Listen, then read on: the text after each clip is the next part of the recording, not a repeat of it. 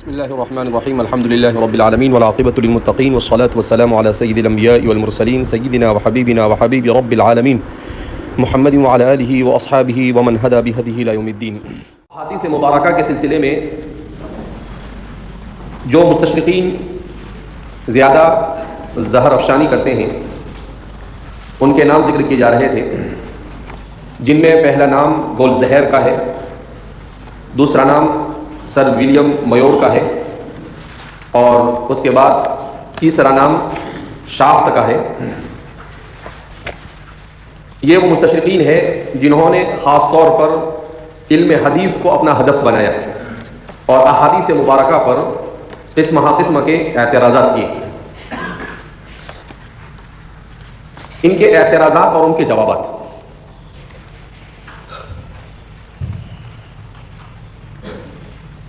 گولزہر احادیث نبویہ کے سلسلے میں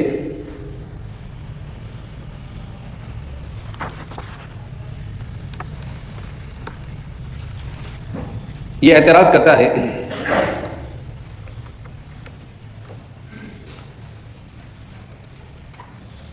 کہ علم حدیث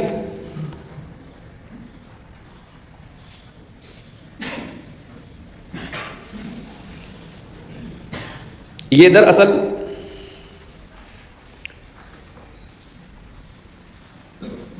خلافت بنو امیہ کے دور میں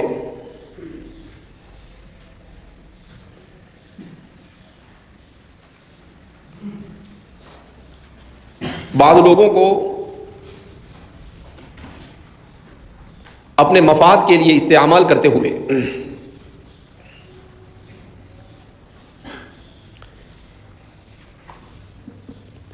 اپنی سیاسی ضرورت کے مطابق ان سے احادیث گھڑوائی گئی۔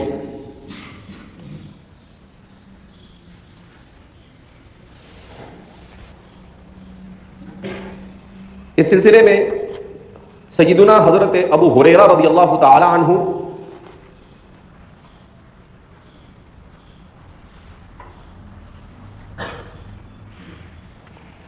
اور امام زہری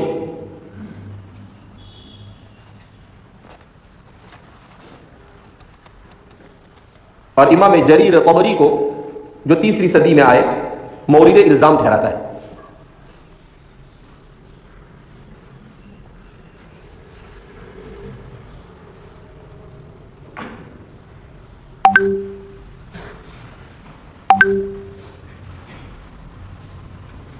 دوسرا الزام اور اعتراض یہ کرتا ہے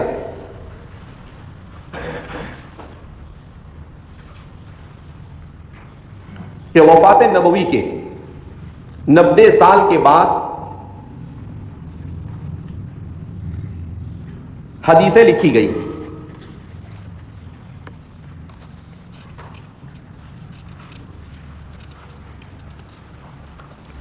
اور اس کے لیے وہ سادہ لیتا ہے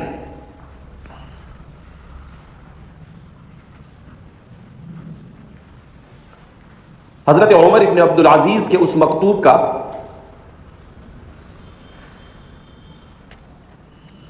جس میں آپ نے مختلف امصار اسلامیہ کے محدثین کو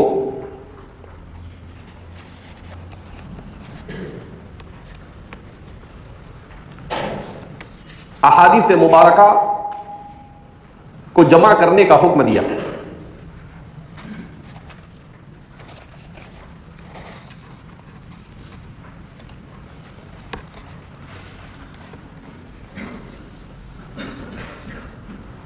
ان دونوں اعتراضات کی بنیاد پر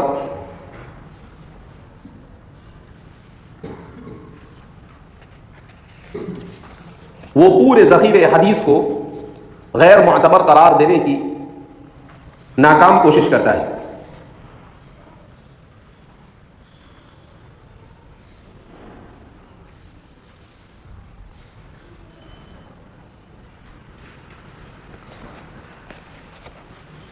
تو اس سلسلے میں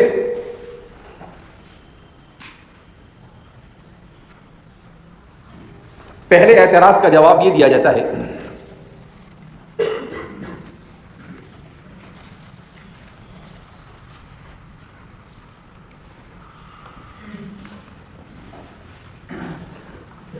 کہ یہ بات سراسر بے بنیاد اور غلط ہے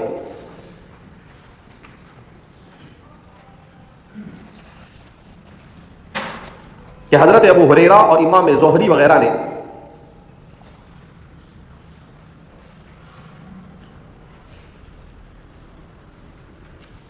خلفاء اور وزراء کے دباؤ میں آ کر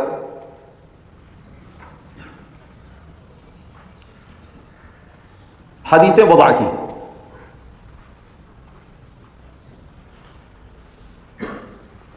اس لیے کہ سیدنا حضرت ابو ہریرہ رضی اللہ تعالی عنہ یہ صحابی رسول ہیں.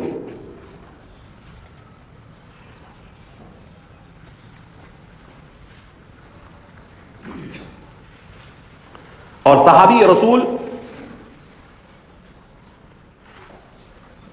کبھی اپنی دنیاوی غرض کے لیے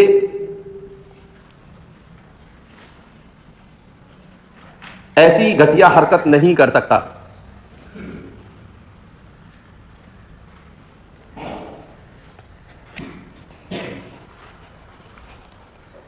دوسرا جواب یہ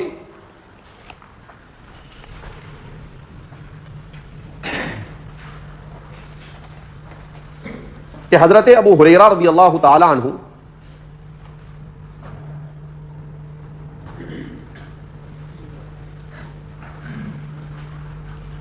یمن سے تعلق رکھتے تھے.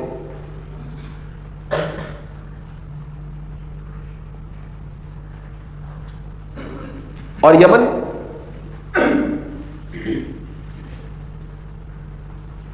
یہ اصول عرب یعنی اصل عرب وہیں کے ہوتے ہیں.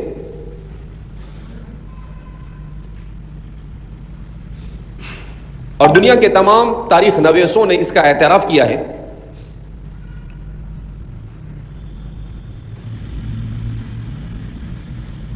کہ حافظے کے باب میں عربوں کا کوئی ثانی نہیں. حافظے کے باب میں عربوں کا کوئی ثانی نہیں.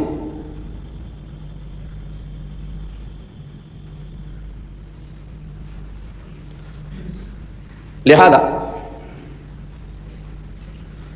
حضرت ابو ہریرہ سے اگر 5000 سے زائد حدیثیں مروی ہیں،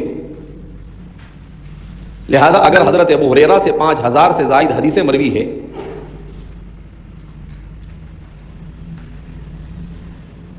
تو یہ کوئی امر مستبعد نہیں.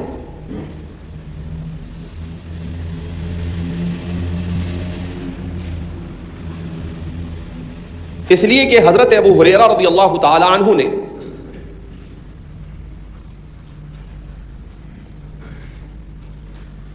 تقریباً 3 سال نبی کریم صلی اللہ علیہ وسلم کی معیت میں ایسے گزارے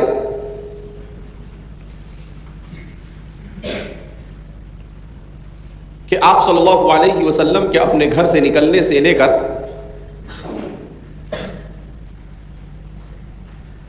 دوبارہ واپس ہونے تک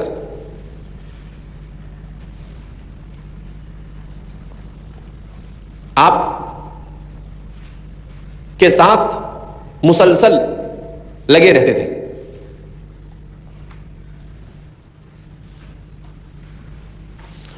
اور حضرت ابو ہریرہ نے ایسا زمانہ پایا صحبت رسول کا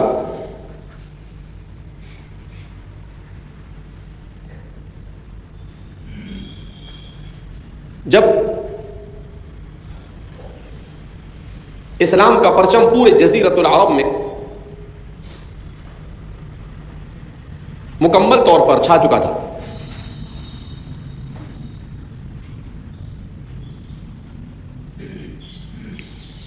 اور جزیرت العرب کے مختلف قبائل کے وفود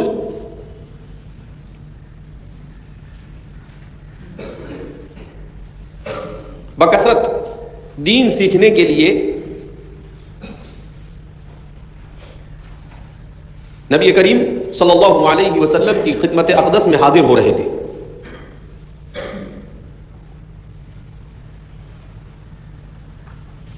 اور آپ صلی اللہ علیہ وسلم انہیں تفصیل کے ساتھ دین سکھا رہے تھے.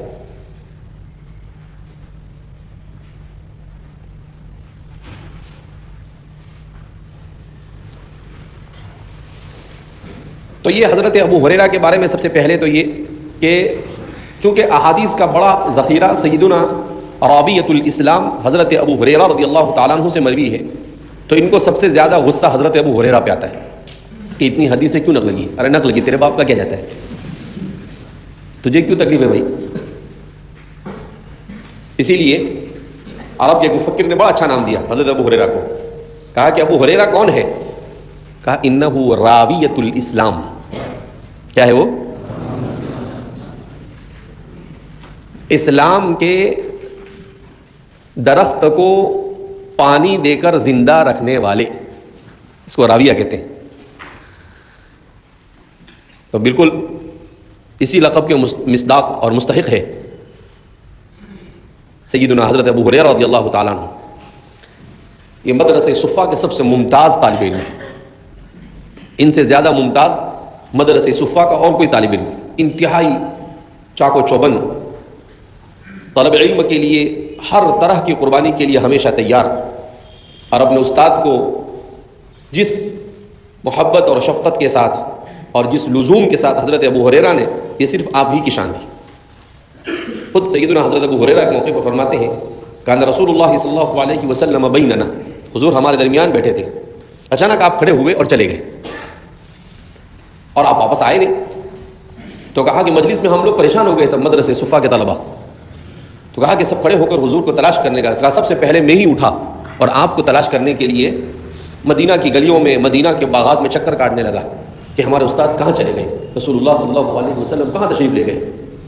کہا ڈھونڈتے ڈھونڈتے مجھے ایسا لگا کہ ایک انصاری صحابی کے باغ میں کچھ ایسا محسوس ہو رہا ہے کہ کوئی ہے. کہا میں اس میں باغ میں جانے کی کوشش کرنے لگا تو باغ میں جانے کا کوئی راستہ نظر نہیں آیا. تو ایک چھوٹی سی جگہ تھی جس سے باغ میں جایا جا سکتا تھا. تو حضرت ابو ہریرہ بہت دبلے پتلے تھے، تو ابو ہریرہ فرماتے ہیں کہ میں کسی طریقے سے اس میں سے اندر داخل ہو گیا. جب میں اندر داخل ہوا تو میں نے دیکھا کہ رسول اللہ صلی اللہ علیہ وسلم وہاں پر موجود تھے. یعنی ایسے طالب علم کہ استاد کہاں ہے اس کی خوشبو بھی ان کو آ جاتی تھی. نہیں دیکھا، صرف اندازے سے وہاں پر کیا ہوئے، داخل ہوئے. یہ ان کے کمال محبت تھی. جب میں داخل ہوا تو اللہ کے رسول صلی اللہ علیہ وسلم کو وہاں پر پایا، تب میرے دل کو قرار اور سکون آیا. تو اس لیے حضرت ابو ہریرہ رضی اللہ تعالیٰ عنہ نے بڑی جد و جہد کی. اگرچہ 2.5 سال حضور کی خدمت میں، 2.5 سے 3 سال مشکل سے، اس لیے کہ خیبر کے موقع پر آپ تشریف لائے. اور اللہ کا کرنا ایسا کہ اللہ رب العزت کو ابو ہریرہ کو اپنے دین کے لیے استعمال کرنا تھا، تو بالکل صحیح موقع پر ابو ہریرہ کو حضور کی خدمت میں کیا کر دیا، بھیج دیا. کیوں؟ اس لیے کہ فتح مکہ ہو چکا تھا، اب پورے جزیرۃ العرب میں اسلام چھا چکا تھا. تو جب آپ مدینہ پہنچے خیبر کے بعد، تو ظاہر سی بات ہے کہ مکہ جزیرۃ العرب کا سپر پاور ہی جب ہار چکا تھا، یعنی قریش، تو اب ظاہر سی بات ہے کہ اب دوسرے کسی کی مجال نہیں تھی کہ وہ آپ صلی اللہ علیہ وسلم کے ساتھ مقابلہ کر سکے. تو سب سلنڈر ہو گئے اور سب نے کہا کہ بھئی اب تو اسی میں عافیت ہے، جا کر اسلام کیا کر لیا جائے، قبول کر لیا جائے. اس لیے اب یہ وفود آنا شروع ہوئے. بنو ثقیف کا وفد آیا، بنو تمیم کا وفد آیا، بڑے بڑے عربوں کے جو قبائل تھے وہ سارے کے سارے وفود آتے. اب آپ صلی اللہ علیہ وسلم ان کو دین سکھاتے اور ابو ہریرہ وہیں پر بغل میں بیٹھے ہوتے. تو آپ صلی اللہ علیہ وسلم جس وقت پورا دین سکھا رہے تھے وہی موقع ان کو ملا. اسی لیے حضرت ابو ہریرہ رضی اللہ تعالیٰ عنہ نے اتنی زیادہ روایتیں کیا کی ہے، نقل کی ہے. اور دوسری طرف حضرت ابو ہریرہ رضی اللہ تعالیٰ عنہ کو آپ صلی اللہ علیہ وسلم کی دعا بھی لگ گئی تھی کہ ایک موقع پر حضرت ابو ہریرہ رضی اللہ تعالیٰ عنہ نے نبی کریم صلی اللہ علیہ وسلم سے اپنے طالب علم کے بالکل ابتدائی دور میں حضور سے کہا کہ اللہ کے رسول صلی اللہ علیہ وسلم میں آپ کا کلام سنتا ہوں. بعض روایت میں آتا ہے کہ آپ بیٹھے ہوئے تھے، حضرت ابو ہریرہ بھی بیٹھے ہوئے تھے، تو آپ صلی اللہ علیہ وسلم کے اوپر ایک کیفیت طاری تھی. کبھی کبھی حضور پر کوئی کیفیت طاری ہو جاتی تھی. تو حضرت ابو ہریرہ سے کہا کہ مانگ، کیا مانگتا ہے؟ ابو ہریرہ بھی ابو ہریرہ تھے، سچے اور پکے طالب علم تھے. کہا کچھ نہیں اللہ کے رسول صلی اللہ علیہ وسلم، بس میرے دعا کر دیجئے کہ میں آپ کی جو بات سنوں مجھے یاد ہو جائے. آپ کی جو بات سنوں مجھے کیا ہو جائے، یاد. سب من جانب اللہ ہے. تو اللہ کے رسول صلی اللہ علیہ وسلم نے، بعض روایتوں میں آتا ہے کہ آپ سے کہا کہ اپنا دامن کیا کر دو، پھیلاؤ. آپ صلی اللہ علیہ وسلم نے دم کر دیا اور کہا اس کو سمیٹ لو. کہا 2 مرتبہ 3 مرتبہ ایسا کیا، اور پھر اس کے بعد ابو ہریرہ کہتے ہیں کہ بس 1 مرتبہ سنتا تھا تو میرے کمپیوٹر میں وہ فکس ہو جاتی تھی. اس کے بعد بھولنا بھی چاہتا تھا تو بھول پاتا تھا نہیں. تو ایک تو آپ صلی اللہ علیہ وسلم کا دل جیتا آپ نے، اس لیے کہ آپ صلی اللہ علیہ وسلم ایسی بات کب کہتے تھے جب کسی سے بہت خوش ہو جاتے تھے کہ مانگو کیا مانگتے ہو. ایک صحابی سے کہا کہ مانگو کیا مانگتے ہو، کہا مرافقتک فی الجنہ. اتنا عظیم سوال کر دیا. کیا کہا کہ میں تو جنت میں آپ کی رفاقت چاہتا ہوں. کہا کہ سألت عظیم، کہا کہ بہت بڑی چیز مانگ لی آپ نے. کہا اور کچھ مانگ، کہا کہ لا مرافقتک فی الجنہ، مزید ہو گئے. کہا نہیں، جنت میں آپ کے ساتھ کے علاوہ دوسرا کوئی نیچا سودا نہیں کروں گا میں. تو آپ صلی اللہ علیہ وسلم کا آئینی بھی کثرت سجود، کثرت سے نماز پڑھتے رہو تو تم جنت میں میرے ساتھ ہو جاؤں گے۔ تو ایسے بہت سارے واقعات ہیں کہ حضرات صحابہ جب کوئی بہت اچھا کام کر دیتے تھے تو آپ صلی اللہ علیہ وسلم ان کو کہتے تھے کہ مانگو، کیا مانگتے ہو؟ جیسے دنیا کے بادشاہ بھی ہوتے ہیں، فرعون نے جادوگروں سے کہا، بلایا ان کو تو کہا کہ بھئی کیا چاہیے؟ جادوگروں نے ان سے پہلے سوال کیا کہ بھئی جائزہ کیا ہوگا، انعام کیا ہوگا ہمارے؟ انتم اذا لمن المقربین، کیا تمہارا انعام یہ ہوگا کہ میں تمہیں اپنا مقرب بنا دوں گا؟ تو بادشاہ کا مقرب ہونا یہ سب سے بڑا ہے، کیوں؟ اس لیے کہ بادشاہ کا مقرب ہے، جب جو چاہے وہ مل جائے گا، جب جو چاہے وہ کیا ہو جائے گا، مل جائے گا۔ تو اللہ کے رسول صلی اللہ علیہ وسلم تو دنیا اور آخرت کے بادشاہ تھے، جسم اور قلوب دونوں کے بادشاہ تھے۔ تو آپ صلی اللہ علیہ وسلم بھی جب آپ پر کوئی اچھی کیفیت طاری ہوتی تو صحابہ سے کہتے تھے، اور صحابہ بھی اتنا پیارا مانگتے تھے کہ بس وہ انہی کا حق تھا اور وہ انہی کا حصہ تھا، ان کے علاوہ کوئی ایسا مانگ بھی نہیں سکتا، ان کے علاوہ کوئی ایسا مانگ بھی نہیں سکتا۔ عجیب عجیب انداز میں آپ نے کہا، ایسا لگتا تھا جیسے بالکل تاک کے بیٹھے ہوئے ہو کہ کب کہے کہ کیا چاہیے اور میں بول دوں۔ تو اسی لیے آپ صلی اللہ علیہ وسلم جب بھی کوئی اچھی خدمت کرتا تھا اس کو دعا دیتے تھے۔ حضرت عبداللہ بن عباس نے خدمت کی، آپ صلی اللہ علیہ وسلم، میمونہ اپنی خالہ کے یہاں پر سوئے، 10 سال کا بچہ ہے۔ کتنے سال کا ہے؟ 10 سال کا بچہ۔ 10 سال عمر کیا ہوتی ہے؟ کھیل کے نکالتے ہیں ہمارے یہاں۔ تو کیا کہتے ہیں معلوم؟ کہا کہ میرے دل میں یہ داعیہ پیدا ہوا کہ میں دیکھوں کہ حضور رات میں کیسے عبادت کرتے ہیں۔ کتنے سال کا بچہ ہے؟ 10 سال کا بچہ، اور کیا دیکھنے چاہ رہا ہے؟ عبادت رسول باللیل، کہ رات میں حضور کی عبادت کیسے ہوگی۔ تو میں نے کہا آپ سے اجازت طلب کی، اگر آپ کی اجازت ہو تو میں آج آپ میری خالہ کے یہاں پر آپ کی باری ہے تو میں وہیں سو جاؤں۔ کہا کہ ٹھیک ہے، اجازت ہے۔ اب فرماتے ہیں کہ کمرہ بہت چھوٹا تھا، کوئی جگہ نہیں تھی، تو مجھے پاؤں کے پاس جو جگہ تھی میں سو سکوں اتنی جگہ تھی، وہاں پر مجھے سلا دیا۔ اب کہا میں تو تھوڑا سونے کے لیے تھوڑی آیا تھا، 10 سال کا بچہ ہے۔ کتنے سال کا بچہ ہے؟ 10 سال کا۔ بولتا ہے میں سونے تو آیا نہیں تھا، میں انتظار کرنے لگا کہ حضور کب عبادت کے لیے اٹھتے ہیں۔ کہا کہ جب آپ صلی اللہ علیہ وسلم تہجد کی نماز کے لیے اٹھے تو آپ استنجے سے فارغ ہونے کے لیے گئے، تو میں سمجھ گیا کہ آپ صلی اللہ علیہ وسلم ابھی آ کر وضو کریں گے، تو میں جلدی سے اٹھا اور آپ صلی اللہ علیہ وسلم کے ابریق میں آپ کا جو لوٹا تھا اس میں پانی بھرا اور وضو کرنے کی جگہ پر رکھ دیا اور چپکے سے آ کر واپس ہو گیا۔ آپ صلی اللہ علیہ وسلم تشریف لائے اور آپ نے دیکھا کہ کسی نے پانی رکھ دیا ہے۔ آپ سمجھ گئے کہ عبداللہ بن عباس کے علاوہ کسی کا کام نہیں ہے، اس لیے کہ عبداللہ بن عباس سویا ہی اس لیے ہے یہاں پر۔ تو آپ صلی اللہ علیہ وسلم بہت خوش ہوئے، کہتے کہ چھوٹا سا بچہ ہے اور کتنا سمجھدار ہے۔ پھر آپ صلی اللہ علیہ وسلم نے وضو کیا اور نماز کے لیے مسجد نبوی میں چلے گئے، اس لیے کہ نبی کریم صلی اللہ علیہ وسلم کے زوجات کے جو حجرے تھے وہ بالکل مسجد نبوی سے لگ کر تھے، یعنی ان کا ایک دروازہ مسجد نبوی میں کھلتا تھا۔ تو آپ جب نماز کے لیے تشریف لے گئے تو انہوں نے دیکھا کہ ہاں وضو ہو گیا اور نماز کے لیے آپ چلے گئے۔ آپ بھی جلدی جلدی اٹھے عبداللہ بن عباس اور جلدی سے وضو کیا اور نماز میں جا کر آپ صلی اللہ علیہ وسلم کی اس طرف کھڑے ہو گئے۔ کدھر کھڑے ہو گئے؟ بائیں طرف۔ تو آپ صلی اللہ علیہ وسلم نے نماز میں ان کو یوں کر کر ان کے کان سے پکڑ کر ان کو ادھر کر دیا، تو ادھر آ گئے۔ جب سلام پھیرا تو آپ صلی اللہ علیہ وسلم نے کہا کہ بھائی ادھر کیوں کھڑے ہو گئے تم؟ تو کہا کہ آپ صلی اللہ علیہ وسلم آپ ہر اچھی چیز کو سیدھے ہاتھ سے پسند کرتے ہو، میں نے سوچا میرا امام میرے سیدھے ہاتھ پر ہو۔ کیا فرما رہے؟ میں نے کیا سوچا؟ میرا امام میرے سیدھے ہاتھ پر ہونا چاہیے، اس لیے کہ امام سے بہتر اور کون ہو سکتا ہے، اور آپ امام۔ تو آپ صلی اللہ علیہ وسلم کو 10 سال کے بچے کا اتنا پیارا جواب بہت پسند آیا۔ تو آپ صلی اللہ علیہ وسلم نے کہا کہ ہاں یہ ہے بندہ کام کا، یہ کچھ کرے گا اور وراثت علم کو چلائے گا۔ تو آپ صلی اللہ علیہ وسلم نے ان کے سر پر ہاتھ رکھا اور کہا اللہم علمہ الکتاب و تأویلہ۔ لاٹری لگ گئی عبداللہ بن عباس کی، عبداللہ بن عباس کی لاٹری کیا ہو گئی؟ لگ گئی۔ حضور نے کیا فرمایا کہ اللہ اس کو اپنی کتاب کی تفسیر کا علم عطا فرمائے، کام بن گیا عبداللہ بن عباس کا۔ تو اللہ کے رسول صلی اللہ علیہ وسلم نے ان کی فقاہت کو بھانپ لیا، ان کی فقاہت کو کیا کر لیا؟ بھانپ لیا۔ پھر ان کو سمجھایا کہ برابر ہے، اصل میں مقتدی اصل نہیں ہوتا ہے، اصل امام ہوتا ہے، تو امام کے سیدھے ہاتھ کے پاس کھڑے ہونا چاہیے۔ حضور نے سمجھایا پھر ان کو کہ اصل کون ہوتا ہے؟ امام، تو مقتدی کو امام کے سیدھے ہاتھ پر ہونا چاہیے، نہ کہ امام کو مقتدی کے سیدھے ہاتھ پر، اس لیے کہ اس صورت میں تو امام تابع ہو گیا مقتدی کے۔ امام کس کے تابع ہو گیا؟ مقتدی کے، جبکہ مقتدی کو امام کے تابع ہونا چاہیے۔ مقتدی کو کس کے تابع ہونا چاہیے؟ امام کے تابع ہونا چاہیے۔ بہرحال تو حضرت ابو ہریرہ رضی اللہ تعالیٰ عنہ کو برا بھلا کہا جائے، یہ غیرت ایمانی کبھی اس کو پسند کر سکتی نہیں ہے۔ لعنت ہو ان لوگوں پر جو سیدنا حضرت ابو ہریرہ رضی اللہ تعالیٰ عنہ کو برا بھلا کہتے ہیں، اور ایسے لوگ فرشتے بھی چھوڑیں گے نہیں ان کو، اور چھوڑنا بھی نہیں چاہیے، چھوڑنا بھی چاہیے نہیں۔ تم کو ملا نہیں ملا، کوئی نہیں ملا، تو ان کو حضرت ابو ہریرہ ہی ملے جس نے کیسی کیسی مشقتیں برداشت کی۔ سیدنا حضرت ابو ہریرہ رضی اللہ تعالیٰ عنہ فرماتے ہیں کہ کئی دنوں تک صفہ میں کھانا نہیں ملتا تھا۔ کیا نہیں ملتا تھا؟ تو کہا جب کھانا نہیں ملتا تھا تو بھوک سے نڈھال ہو جاتا تھا، اور جب بھوک سے نڈھال ہو جاتا تھا تو میں مدینہ کی گلیوں کے اندر میں چکر کھا کر گر جاتا تھا۔ اور میں بے ہوش ہو جاتا تھا. کیا ہو جاتا تھا؟ بے ہوش ہو جاتا تھا. لوگ یہ سمجھتے تھے کہ مجھے مرگی کی بیماری ہے. کیا سمجھتے تھے لوگ؟ کہ مجھے اور فرماتے واللہ ما بی مرض، رب ذوالجلال کی قسم مجھے کوئی مرگی کی بیماری تھی. انما هو الجوع، بھوک سے نڈھال ہو کر میں بے ہوش ہو کر مدینہ کی گلیوں میں گر جاتا تھا. تو یہ ابو ہریرہ ہے. ایسے ہی نہیں علم حاصل کیا. اس ابو ہریرہ نے کیسی قربانیاں دی. تب جا کر تو آج حدیث کی کوئی کتاب ایسی نہیں جس میں حضرت ابو ہریرہ کا ذکر نہ ہو. اور کسی کی مجال ہے سیدنا حضرت ابو ہریرہ کے اوپر انگلی اٹھائے تو انگلی بھی اور ہاتھ بھی کاٹ دیا جائے گا. اور ایسے ہی کیا، ایسا دفاع کیا سیدنا حضرت ابو ہریرہ رضی اللہ تعالیٰ عنہ کا اس امت کے علماء نے کہ اس کی نظیر دنیا میں کہیں نہیں ملتی. میں نے کہا نا کہ ایک عرب عالم ہے ملک شام کے، اردن کے، انہوں نے حضرت ابو ہریرہ کے بارے میں دفاع عن ابی ہریرہ کتاب ہے، دفاع عن ابی ہریرہ. کتنے صفحے میں؟ 800 صفحے کی کتاب ہے اور بڑی سائز میں، ہدایہ کی سائز میں. میرے پاس ہے، گزشتہ سال بھی میں نے بچوں کو لا کر بتلایا تھا. میں نے کہا کسی کی مجال ہے جو ہمارے ابو ہریرہ کو چھوڑ کے بتایا. میں نے کہا ایسی کتابیں وجود میں آ جاتی ہیں.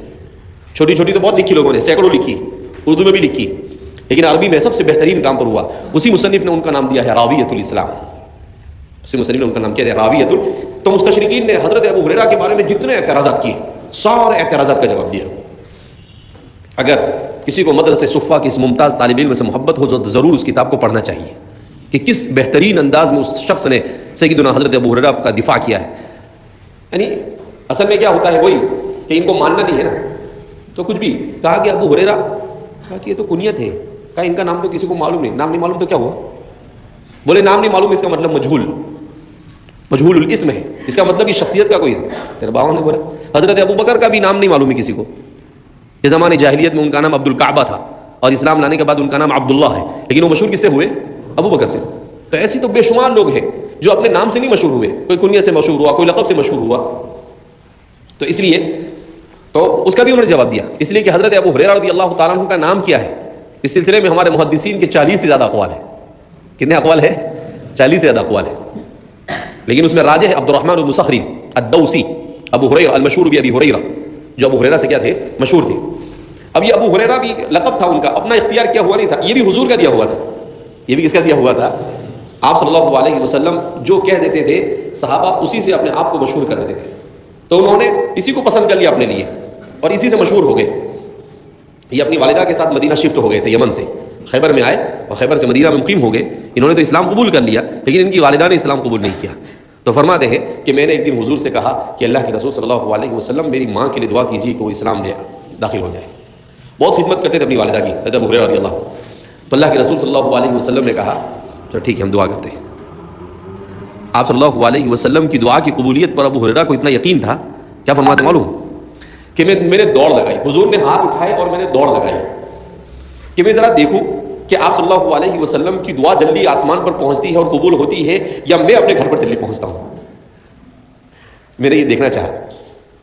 اور تو فرماتے ہیں کہ راستے میں لوگ کہنے لگے کہ ابو ہریرہ کبھی بھاگتا نہیں، آج بھاگ رہا ہے ابو ہریرہ. کیا ہو گیا ابو ہریرہ کو؟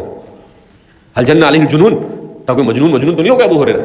کہا میں کسی کی سنتا، میں تو بھاگا جا رہا تھا. کہا میں گھر پر پہنچا تو دیکھا کہ دروازہ بند ہے. دروازے کو کھٹکھٹایا تو میری ماں سے میں نے پوچھا تو میری ماں نے کہا کہ میں اسلام قبول کرنا چاہتی ہوں اس لیے غسل کر رہی ہوں، تو تم تھوڑی دیر انتظار کرو. تو کیا فرماتے ہیں؟ واللہ ان دعاء رسول اللہ صلی اللہ علیہ وسلم اسرع منی، حضور کی دعا مجھ سے زیادہ تیز آسمان پر پہنچ گئی. آپ صلی اللہ علیہ وسلم کی دعا مجھ سے پہلے، میں گھر پر پہنچا نہیں، اس سے پہلے ہدایت میری ماں کی وہاں پر کیا ہو گئی؟ پہنچ گئی. بہرحال سیدنا حضرت ابو ہریرہ رضی اللہ تعالیٰ عنہ. اسی طریقے سے امام زہری جو مدون اول ہے علم حدیث کے، ان کے بارے میں سب سے زیادہ زہر اسی نے اگلا ہے، گول زہر نے، لعنت اللہ علیہ والملائکۃ والناس اجمعین. تو سب سے پہلی بات تو یہ کہ امام زہری یہ پیدا ہوتے ہیں سن ہجری 53 اور 54 میں. اور ظاہر سی بات ہے 20-25 سال تو انسان کو علم حاصل کرتے لگتے ہیں. تو جس وقت آپ علم حدیث کے اونچے مقام پر پہنچتے ہیں وہاں تک تو بنو امیہ اپنے زوال کی طرف ڈھلنے لگی تھی. حضرت عمر بن عبدالعزیز کا دور آیا، اسی کے بعد سے آپ کے انتقال کے بعد ہی سے بنو امیہ یہ ان کا زوال کیا ہو چکا تھا؟ شروع ہو چکا تھا. تو امام زہری کے بارے میں یہ کہنا کہ انہوں نے بنو امیہ کے مفاد میں حدیثیں گھڑی، یہ سراسر بے بنیاد اور غلط ہے۔ کیوں؟ اس لیے کہ امام زہری یہ حضرات صحابہ کے اجل تلامذہ میں سے ہیں، حضرات صحابہ کے اجل تلامذہ میں سے ہیں۔ امام ابو حنیفہ کے بھی اساتذہ میں آپ کا شیوخ میں شمار ہوتا ہے امام زہری کا، اور آپ مدینہ میں مقیم تھے۔ صحابہ کی اتنی بڑی تعداد وہاں پر موجود تھی کہ صحابہ کے ہوتے ہوئے کسی کی مجال نہیں تھی جو احادیث کو گھڑے۔ ایک بات تو یہ، دوسری بات یہ کہ امام زہری انہیں ضرورت کیا تھی حدیثوں کو گھڑنے کی؟ ان کو ضرورت کیا تھی؟ بس یہ لوگ کیوں کہتے ہیں امام زہری کو کہ امام زہری نے حدیثیں گھڑی بنو امیہ کے کہنے پر؟ کہا کہ یہ بنو امیہ کی مجلس میں بکثرت آتے تھے۔ یہ بات اچھی طرح سے سمجھ لینی چاہیے کہ خلافت اسلامیہ جو ہوتی تھی وہ خلافت اسلامیہ ہوتی تھی، اور خلافت اسلامیہ میں خلفاء کو علماء کے بغیر چارے کار تھا ہی نہیں۔ ان کو اپنے ہر مسئلے میں علماء کو پوچھنا پڑتا تھا۔ تو ظاہر سی بات ہے کہ جب بھی ان کو کوئی مسئلہ درپیش ہوتا تھا تو وہ کس کی طرف رجوع کرتے تھے؟ علماء کی طرف رجوع کرتے تھے۔ تو اگر کوئی عالم مان لیا 2 منٹ کے لیے کہ بکثرت بادشاہ کے پاس تو وہ جاتا نہیں تھا، وہ بلایا جاتا تھا۔ پہلی بات تو یہ، ایک ہے جانا اور ایک ہے بلانا، دونوں میں فرق ہے۔ تو وہ بلایا جاتا تھا۔ اور دوسری بات یہ کہ امام زہری سے اگر کوئی ایک حدیث بھی گڑی ہوئی ثابت کر دے تو مان لیا جاوے کہ وہ واضح حدیث تھی۔ ایک حدیث کتنی؟ ایک نہیں، آدھی بولوں گا میں، آدھی نہیں پاؤ بولوں گا۔ اگر انہوں نے اپنی طرف سے گھڑی ہو تو ثابت کر کے بتاؤ۔ اس لیے کہ جب کوئی بات آپ خلاف واقعہ بیان کرو گے تو آپ کو دلیل دینی پڑے گی۔ ہم کیوں دلیل دیں گے؟ ہم تو مطابق واقعہ بات بیان کر رہے ہیں، تو مطابق واقعے کے لیے دلیل کی ضرورت نہیں ہے، خلاف واقعے کے لیے دلیل کی ضرورت ہے، خلاف واقعے کے لیے۔ تو اس لیے حضرت امام زہری کے بارے میں یہ کہنا کہ امام زہری بنو امیہ کے منشے کے مطابق حدیثیں گھڑتے تھے، اس سراسر بے بنیاد اور غلط ہے۔ کوئی ایک بات بھی امام زہری کے سلسلے میں ایسی ثابت کی جا سکتی نہیں ہے۔ دوسری یہ کہ وہ یہ کہتے ہیں کہ اصل میں امام زہری جو ہے عمر بن عبدالعزیز کے کہنے پر انہوں نے حدیثیں، تو عمر بن عبدالعزیز تو الخلیفۃ الراشد الخامس ہے۔ آپ تو کیا ہے؟ خلفاء راشدین کے 5ویں خلیفہ ان کو کہا جاتا ہے، حضرت عمر بن عبدالعزیز کو۔ حضرت ابوبکر صدیق رضی اللہ تعالیٰ عنہ کی طرح ان کا زمانے خلافت بھی صرف 2 سال، لیکن وہ 2 سال ان کے دوسرے مروان سے لے کر ان کی خلافت کے زوال تک کے دوسرے 80 سال کے اوپر بھاری ہے۔ ایک طرف عمر بن عبدالعزیز کے 2 سال لگ دیے جائے، اور ایک طرف مروان بن حکم سے لے کر ان کی خلافت کے زوال تک کے جتنے بھی لوگ ہیں 60 ہجری کے بعد سے لے کر 147 ہجری جہاں پر ان کا زوال ہوا وہاں تک کے یہ پورے 85 سال کے خلفاء کو رکھ دیا جاوے، ان کے 2 سال عمر بھاری۔ کیوں؟ اس لیے کہ انہوں نے سیاست کے باب میں جو خرابیاں آ گئی تھی بنو امیہ کی وجہ سے ان ساری خرابیوں کو دور کیا۔ اسی لیے تو فرماتے ہیں کہ حضرت عمر بن عبدالعزیز کے دور میں مسلمانوں میں اتنی آسودگی آ گئی تھی کہ لوگ اپنا مال لے کر بازاروں میں آتے تھے اور یہ کہتے تھے کہ ہے کوئی زکات کا لینے والا جسے میں اپنی زکات دوں۔ کہ صبح سے لے کر شام تک وہ منادی کرتا تھا مگر کوئی ایک شخص اس کے پاس زکات لینے کے لیے پہنچتا تھا۔ بعض مرتبہ ہفتوں تک منادی کرتا رہتا تھا وہ۔ کیوں؟ اس لیے کہ اسلام کے 100% طریقے پر انہوں نے اسلام نظام اقتصاد کو قائم کیا تھا، اور جہاں پر دنیا میں اسلام کے نظام اقتصاد کو قائم کیا جاتا ہے، معیشت کے باب میں اسلامی نظام کو قائم کیا جاتا ہے، تو وہاں پر یہی صورتحال ہوتی۔ کیوں؟ اس لیے کہ اسلام نے ان تمام کے تمام دروازوں کو بند کر دیا جن دروازوں سے مال صرف چند لوگوں کی جاگیر بن جاتا ہے۔ ان تمام دروازوں کو بند کر دیا کہ مال پوری ملت اور پوری قوم کے اندر برابر سرابر تقسیم ہوتا رہے۔ اس انداز سے اسلام نے اپنے نظام کو کیا کیا ہے؟ رائج کیا ہے۔ لہذا اس بنا پر وہاں ایسا نہیں ہوتا ہے کہ کچھ لوگ مالدار ہوتے ہیں اور باقی سارے کے سارے غریب ہوتے ہیں۔ اسی لیے اردو ٹائمز میں 5-6 سال پہلے ایک مضمون آیا تھا، تو اس میں ایک بڑی پتے کی بات مجھے ملی۔ اس میں کیا لکھا تھا کہ آج سے 100 سال پہلے جب تک کہ دنیا میں خلافت اسلامیہ قائم تھی وہاں تک دنیا میں صورتحال یہ تھی کہ 80% لوگ یہ ایسے تھے جو غربت کا شکار نہیں تھے، اور 20% لوگ غربت کا شکار تھے۔ کتنے فیصد لوگ؟ 20%۔ لیکن جب سے دنیا میں مغربی استعمار کا غلبہ ہوا معاملہ بالکل الٹ گیا۔ معاملہ بالکل کیا ہو گیا؟ الٹ گیا۔ اب دنیا میں غریبوں کی تعداد 83% ہے۔ کتنے فیصد ہے؟ اور مالداروں کی تعداد کتنی ہے؟ 17%، یعنی پورا الٹا ہو گیا، بلکہ الٹے سے بھی اوپر۔ یہ کیوں؟ اس لیے کہ اسلام میں سود جائز نہیں، اسلام میں انٹرسٹ جائز نہیں، اسلام میں وہ تمام کے تمام امور ناجائز ہے جن امور کو انجام دینے کی صورت میں مالدار سے مالدار تر ہوتا چلا جاتا ہے اور غریب سے غریب تر ہوتا چلا جاتا ہے۔ اس طرح مالدار اور غریب کے درمیان ایک بڑی خلیج واقع ہو جاتی ہے۔ اسلام ان سارے امور پر پابندی لگاتا ہے۔ لہذا اس بنا پر کہا کہ اسلام نے قانون رصد و طلب، law of demand and supply کو تسلیم کیا، مگر اس شرط کے ساتھ کہ اس پر 3 قسم کی پابندیاں ہوں گی: خدائی پابندی، اخلاقی پابندی اور ریاستی پابندی۔ ان 3 پابندیوں کے ساتھ اسلام نے قانون رصد و طلب کو کیا کیا ہے؟ تسلیم کیا ہے، جیسا کہ مشکات میں آپ نے اسلام اور جدید معیشت کے درس میں اس کو سن لیا ہے۔ تو اس لیے حضرت عمر ابن عبدالعزیز نے اگر حکم دیا تو اس کا یہ مطلب نہیں کہ وہ ہمارے زمانے کی طرح بادشاہ تھے کہ کچھ بھی الٹا سلٹا کرواتے تھے لوگوں سے، نہیں، انہوں نے اگر حکم بھی دیا تو کہا انی اخاف، مجھے ڈر ہے کہ کہیں احادیث رسول صلی اللہ علیہ وسلم اس کو مدون نہ کرنے کی وجہ سے ضائع نہ ہو جائے۔ تو ضیاء کے خوف سے انہوں نے ایسا نہیں کہا انہوں نے کہ میری حضرت عمر بن عبدالعزیز نے تو اتنے، آپ کی اہلیہ جو تھی وہ خلافت بنو امیہ کے جو بادشاہ تھے ان کی بہن اور ان کی بیٹی تھی، ان سے پہلے جو خلفاء گزرے تھے، تو اس لیے فرماتے ہیں کیونکہ آپ مدینہ کے گورنر تھے خلیفہ بننے سے پہلے، کہ جب آپ خلیفہ بنے تو اپنی بیوی، ان کی بیوی کا نام فاطمہ تھا، تو فاطمہ سے کہا کہ جتنا سونا تمہارے پاس ہے نا یہ سب بیت المال میں جمع کرو، بالکل ایک سونا بھی تمہارے پاس نہیں رہے گا۔ کہا کیوں؟ کہا یہ تمہارا نہیں ہے، تمہارے باپ نے، تمہارے بھائی نے اگر تم کو دیا بھی ہے تو یہ امت کے بیت المال کا ہے، اس پر تمہارا کوئی حق نہیں۔ وہ بیوی بھی ایسی تھی، کہا آپ جو حکم دیں، سارا اٹھا کر بیت المال میں کیا کر دیا؟ جمع کر دیا۔ فرماتے ہیں کہ حضرت عمر بن عبدالعزیز کا جب انتقال ہوا تو آپ کی تجہیز و تکفین کے بعد آپ کی وراثت میں مشکل سے 3 یا 4 درہم تھے جو آپ کے 9 یا 11 بیٹوں میں تقسیم کرنے تھے۔ خلیفۃ المسلمین ہے، اور ایسا خلیفۃ المسلمین جو دنیا کے 70 سے 80% حصے کے اوپر حکمرانی کر رہا ہے، اور اس کے بعد وہ وراثت میں کتنے درہم چھوڑ کے جاتا ہے؟ 3 سے 4 درہم۔ تو کسی نے کہا کہ آپ اپنے بچوں کو ایسے ہی چھوڑ کر جا رہے ہو؟ کہا کہ لن یضیعہ اللہ ابدا، اللہ انہیں کبھی ضائع نہیں کرے گا۔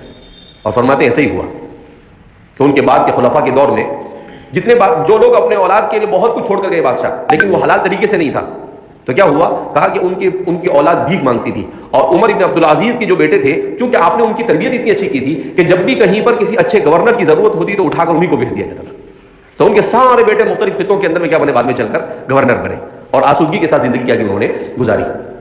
تو یہ ان کی اپنی جو عمر بن عبدالعزیز اپنی اولاد کی ایسی تربیت کر سکتا ہے، تو کیا وہ عمر بن عبدالعزیز امام زہری سے احادیث گھڑوا سکتا ہے؟ اس کا تصور بھی کیا جا سکتا نہیں ہے۔ لہذا امام زہری کے بارے میں اس کے بعد منکرین حدیث جو ہے کہتے ہیں نا کہ کیتلی زیادہ گرم ہوتی ہے چائے سے، چائے کم گرم ہوتی ہے اور کیتلی جس میں وہ ہوتی ہے وہ کیا ہوتی ہے؟ زیادہ گرم ہوتی ہے۔ تو یہ بھی ایسے ہی ایک منکر حدیث ہے تمنا عمادی، اس نے کتاب لکھی، ہمارے ایک ساتھی تھے مولانا یوسف آنٹی، تو وہ ایک مرتبہ ادھر اندور گئے کوئی بیان کرنے کے لیے، یہاں پڑھاتے تھے پہلے، تو کچھ لوگوں سے ان کی ملاقات ہوئی، تو ان لوگوں نے کہا کہ امام زہری شیعہ ہے اور امام طبری بھی شیعہ ہے۔ تو مولانا یوسف آنٹی نے کہا کہ کیسی بات کرتے ہو؟ کہا ہاں ہمارے پاس کتاب ہے، اور کہا وہ اتنی موٹی کتاب لے کر آئے اور ان کو پکڑا دکھا کہ دیکھو یہ کتاب ہے۔ تو ان لوگوں کتاب لے لی اور لے کر آئے یہاں۔ اسی دن میری ملاقات ہوئی تو کہا کہ یار مولانا یہ عجیب کتاب ہے۔ میں نے کہا کیا ہوا؟ کہا کہ دیکھو اس میں لکھتا ہے مصنف کہ امام زہری بھی شیعہ ہے اور امام طبری بھی شیعہ ہے۔ تو میں نے ایسی ورق گردانی کی تھی، میں سمجھ گیا کہ ان فیہا لگھوٹالہ، اس میں کچھ نہ کچھ گھوٹالہ لگتا ہے۔ تو میں نے دیکھا مصنف کون ہے تو لکھا تو اس پہ تمنا عمادی۔ میں نے کہا ہاں سراج ملا اس کا۔ میں نے کہا مولانا یہ تو منکر حدیث ہے، یہ کیا ہے؟ منکر حدیث ہے۔ پھر اس کے بعد ان کو بہت ساری چیزیں بتلائی، تو اس نے کیا کیا 350-400 صفحے کی کتاب لکھی، اور اس میں کہا کہ امام زہری بھی شیعہ اور امام طبری بھی شیعہ، یعنی تفسیر کی جتنی چیزیں ہمارے پاس آئی وہ بھی علیاذ باللہ کہاں سے آئی؟ شیعہ لوگوں سے آئی، اور حدیث بھی پوری شیعہ سے آئی، یعنی تفسیر بھی ہمارے پاس غلط ہے اور حدیث بھی غلط ہے۔ تو اس نے کیا کیا کہ اصل میں طبری نام کے تاریخ اسلام میں مختلف شخصیتیں گزری، ان میں ایک طبری شیعہ تھے، تو وہ جو شیعہ طبری تھے ان کے بارے میں جتنا محدثین اور مورخین نے ذکر کیا تھا وہ سب اٹھا کر سنی طبری کے اوپر فٹ کر دیا، اور کہا کہ دیکھو حدیث کی یہ تاریخ کی شواہد سے ثابت ہوتا ہے کہ یہ شیعہ ہے، جبکہ طبری شیعہ الگ ہے اور طبری سنی الگ ہے۔ یہی صورتحال زہری کے ساتھ بھی ہوتی ہے۔ طبری کے سلسلے میں تو بیان کیا جاتا ہے کہ 9 یا 13 طبری سے مشہور لوگ ہیں، جن میں سے کچھ شیعہ ہے، کچھ معتبر ہے، کچھ غیر معتبر ہے۔ اسی طریقے سے زہری نام کے بھی 7-8 لوگ ہیں، ان میں ایک شیعہ تھے، تو ان کے ساری چیزیں اٹھا کر اس پر نقل کر دیا۔ اس کو کیا معلوم؟ اس کو ایسا تھا کہ لوگ کا کتابیں کی طرف مراجعات کرنے والے ہیں، لیکن اس کو نہیں معلوم کہ لوگ بیٹھے ہوئے ہیں مراجعات کرنے والے۔ اسی لیے پاکستان کے ایک غیر مقلد عالم تھے، لیکن کام بڑا اچھا کیا انہوں نے، مولانا عبد الرحمن کیلانی، معتدل تھے، تشدد نہیں تھا ان میں۔ تو انہوں نے کتاب لکھی آئینہ پرویزیت۔ کیا کتاب لکھی؟ آئینہ پرویزیت۔ زیادہ نہیں، صرف 1000 صفحے کی۔ کتنے صفحے کی؟ 1000 صفحے۔ تو اس آئینہ پرویزیت میں جتنے منکرین حدیث ہیں، ان سارے کے سارے منکرین حدیث کا پوسٹ مارٹم کیا۔ تو اس میں تمنا عمادی کے بارے میں انہوں نے لکھا کہ تمنا عمادی جو ہے یہ منکرین حدیث کا امام الجرح و تعدیل ہے۔ تو میں بہت ہنسا، مولانا یوسف صاحب کے ساتھ ہم بیٹھے تھے، میں نے کہا ان کے یہاں تضاد دیکھو مولانا۔ تو بولے کیا ہوا؟ میں نے کہا ایک طرف حدیث کو مانتے نہیں اور دوسری طرف انہی میں سے ایک امام الجرح و تعدیل بھی بن جاتا ہے۔ ارے بھائی تم مانتا نہیں پھر امام کیسا بنا؟ سوچنے جیسی بات ہے نا۔ جب آپ حدیثوں کو مانتے ہی نہیں ہیں تو پھر آپ امام بننے کی کیا ضرورت ہے آپ کو؟ تو وہ خود ہی بنا دیتے امام کسی کو بھی اٹھا کے۔ تو امام الجرح و تعدیل ان کا مانا جاتا ہے، تمنا عمادی۔ تو بہرحال یہ مستشرقین کی طرف سے امام زہری اور حضرت ابو ہریرہ پر جتنی بھی باتیں بیان کی گئی ہے یہ سراسر بے بنیاد ہے اور غلط ہے۔ صرف یہ چاہتے ہیں کہ جو مسلمان اپنے اسلاف کی کتابوں سے ہٹ کر علم حاصل کرنا چاہتے ہیں وہ اس طرح کی چیزوں سے متاثر ہو کر اسلام سے دور ہو جائے، اس کے علاوہ ان کا اور کوئی مقصد نہیں۔